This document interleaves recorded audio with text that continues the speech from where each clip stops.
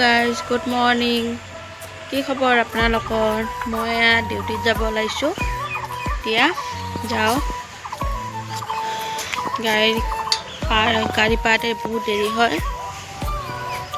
চাওঁ আপোনালোকক আজি IT ভিতৰখন অকণমান দেখাই দিম, চাই থাকিব।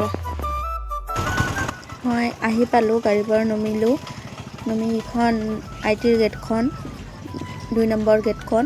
1 নম্বৰ গেট আছে, সিপিনে আছে, সিপিনে আমাৰ দূৰ হৈ পিনে আমি ইপিনে যাওঁ।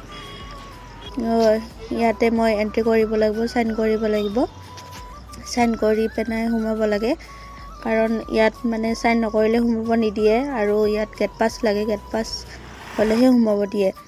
আৰু ইটো বিল্ডিঙতে মই কাম কৰোঁ, ফ্ল'ৰত কাম কৰোঁ। এতিয়াও পাৰ্মানেণ্ট হোৱা নাই কামটো, ইপিনে যাব লাগে।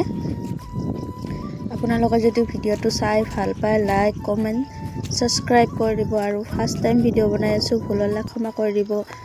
Bye bye.